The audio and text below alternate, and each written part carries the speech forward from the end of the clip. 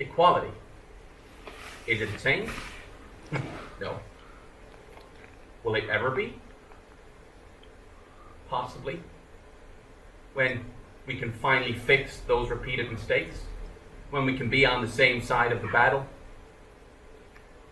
Unfortunately, agreement amongst our species is scarce. Black lives matter. Well, what about all lives? Gay pride? Well, what about straight pride? Misogyny? Well, what about misandry? Transphobia? Well, what about cisphobia? It's repeated often, answering an important question with another question until we dilute the well to the point of distraction and we can no longer remember what the original fight was for.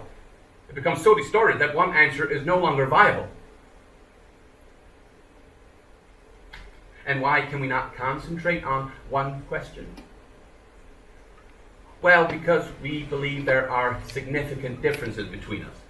So, we want the outcome that would benefit the I instead of the one that might benefit the we. Most of the things I don't remember saying. Well, at least I don't think I said them. Maybe I'm lying to myself. The visceral being that exists inside our heads is a complex anomaly. It's a derivative of ourselves, though somewhat truer than our outward persona. It's the one being that we are in constant communication with, whether we like it or not. It can be the saviour to loneliness or the major contributing factor to our defeat. To be questioned by yourself at every turn is a patronising and helpless experience. You cannot commit to acts without yourself challenging you on your intent and ideals, and no third party can tell you who's correct. Yourself? Or yourself? It's a paradox with no clear answer. To make decisions through thought is to have a conference between your visceral and corporeal selves, which are one and the same. How is an outcome being reached through internal analysis when it involves only you? You have to argue with yourself and convince yourself that what you are doing is correct. But where is the argument? Where is the discussion in this Kafkaesque soul conversation? I'm asking all of these ridiculous things, but even I don't know the answer. How can I possibly expect them to know? That's interesting. You're not supposed to be here. There is no true rationale to actions or expressions without first consulting others. Then again, if you ask them to help you make a decision, they're also relying on their inner voice for a solution.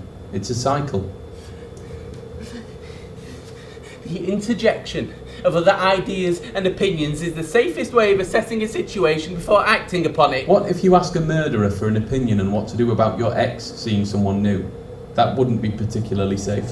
There are no certified ways to gather enough information before proceeding, only precautions that could offer potential alternatives. If there are no solid ways of doing it, shall I really be in the position to try and give advice? Go away! Don't listen to him! Don't listen to me! Don't listen to anybody! You make your own mind up. Think about it. Think! Grant, I'm not angry. I am. But you can't just pause us like that. But that's what I'm supposed to do. Does that make it right? I brought you both back because I need you for this show. So please, just do your job. Okay? Okay? Okay. Yes, we heard. I'm really sorry about all of that. All that you just witnessed was nothing more than the introduction and interruption. That's not how this is supposed to go. Sounds quite funny, that. Sorry? That introduction, interruption, poet and didn't know it, all of that. Yeah. No, I'll be quiet. You know, I'd rather be anywhere than here. I would, because this isn't the same for you as it is for me. All of this is me, and I'm trapped inside it. It doesn't end when you leave. I want to do this show, and this is how it's meant to be, but it's a lot to go through just to say what I need to say. What's he saying? You've got a bloody clue. This is my opportunity to do this and show it, so you can at least begin to understand. I've got something. I keep telling you this, something that I want to share. This is my way. You don't get a certificate or a member's card. I can't give you an ID. That's why this is so important. I'm losing the will to live here, mate. I've got to agree. I haven't understood a single word you've said. So we'll get Sherlock to decipher this garbage. It's like Lucky's monologuing waiting for Godot. Sounds great, but I haven't got a bloody clue. We did that once, didn't we? Yeah, first year of college. Stop. Just stop. What? You said we could continue. You said no interruptions. Interruptions, introductions. Shut up, please. We're only chatting, Gran. And you think this is the time? You really think this is the right time for that? For a chat? We're only doing what you made us do. You're being very rude now, Gran. Just continue. Get this show finished. We're doing exactly what you wanted. Don't berate us for it. But that's what I'm supposed to do. Then maybe a rewrite is in order. Okay, let's just keep going.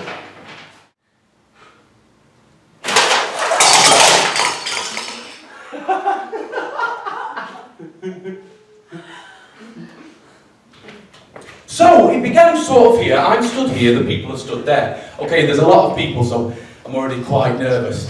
And I've got this tray, never carried a tray before in my life, full of drinks, but I think, you know what, Gran? You've got it. So we start walking. It's going well, it's going good, the tray's steady. The wine in the glasses is moving slightly, but that's the properties of liquid. See, the slightest movement, liquid will react. So that's allowed, that's fine. So I continue to walk and I see the people. And I start to approach, and in my most polite voice I say, actually it wasn't a polite voice, it was kind of more of a posh voice. See, these were high class people. They don't want to be served by a boy from Yorkshire. So I say in my most posh voice, would anybody care for a glass of wine? Which I thought was quite good.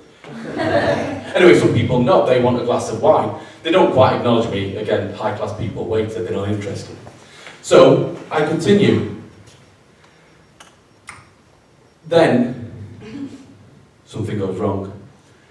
I feel this leg not quite function as it should do. You see, the shoelace was untied here, and this foot decided to stand on this shoelace. Now I don't know what this foot did to annoy this foot, but he was out for blood, okay? So I feel a kind of tightness, and I think, well, that's it. It's finished. I'm going to go, and I did. I tripped. And the tray was just in my hand, and like slow motion it slid away, and the glasses dived away like little white people running for freedom. But they failed in their escape, and they smashed and smashed and smashed and smashed, and I did try to help them, but it was too late. Hey guys! Hi! What happened? Well, the flamingo.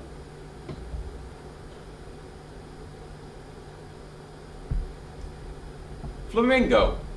It's fallen. Oh, okay.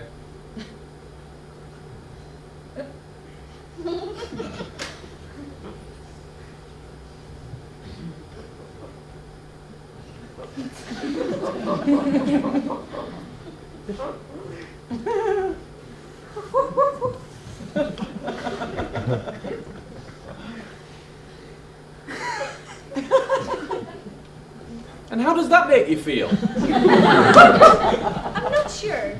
Sad, happy, angry? More sort of bothered, distracted. There's no emoji for that. Well, let's say angry then. It's just a flamingo. What? It's a flamingo. It's fallen. It It's- happens. It's my flamingo. It's fallen. It shouldn't happen. It's okay. It's not okay. It's fine. It's not fine. Don't panic. I might panic. These things happen. There's nothing to worry about. Who would do such a thing? How can you be sure someone did this on purpose? I just have this feeling, you know? Not I know this isn't reality. Yeah? I know my flamingo isn't real. No? But someone must have seen something. Do you think? I'm not sure. It's probably just an accident. You think it was just an accident? Yeah, just an innocent, non-malicious, zero-agenda accident. You sure? Happens all the time. things fall over. It's a fact of life, just accept it. I don't want to accept it. Accept it as fact. I don't want to accept it as fact. Just pick it up and move on. You're missing the point. What point? The point of the flamingo. Something's happened to him that I can't explain. Well, if you can't explain it, and you won't listen to my explanation, then why do you keep trying? Because it's not normal. You should be careful when using the word normal. Okay, well in my eyes it wasn't normal. Yeah, that doesn't mean it wasn't normal to me. Well, do you see me as a normal person? Well, in my idea of normality, yeah, I'd consider you to be a normal person. So would you agree that we share the same perception of normality? I'd agree with that, yeah. Sure, just let this go. It was most probably just an accident. You think it was just an accident? Yeah, just an average, normal, everyday accident. You sure? I've got experience in this field. Many a time I've seen things take a tumble and it's always been just an accident. So it'll be okay. Be fine, don't worry. Still with Julie when you were 14. Still my bars at 6. Repeating the carpet at 10. Never went to be your granddad at 13. You lied about doing your homework at 15. Stole my bars at 6. You stole my bars at 6. Stole my bars at 6.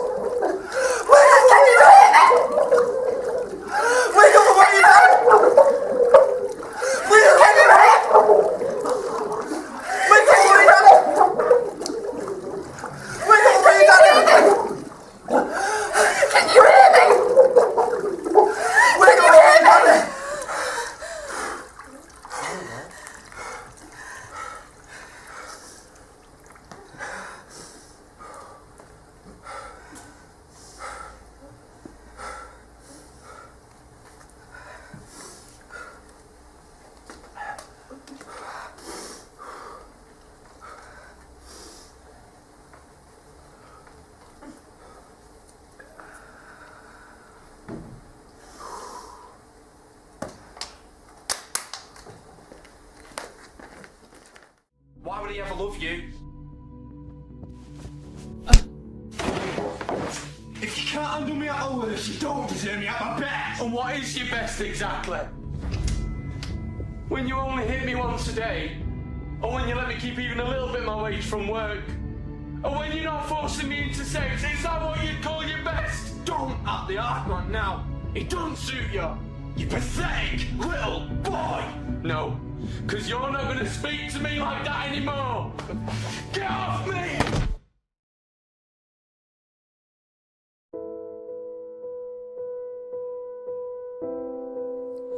I pushed him over. I didn't mean to push him over. I don't want people to think I'm a beater or anything. He hit me and I fell and I just got a bit angry. I didn't mean to. I won't do it again. I'll promise him I won't. I just don't want him to leave. Why does he want to leave? I love him. I thought we were okay. I thought we were happy. I don't think there was anything wrong. It was fine the way it was. But it's not going to be the same now. Not after this. I love him so much. I just want us to be together. I want everything to stay the same. I just want us to be happy.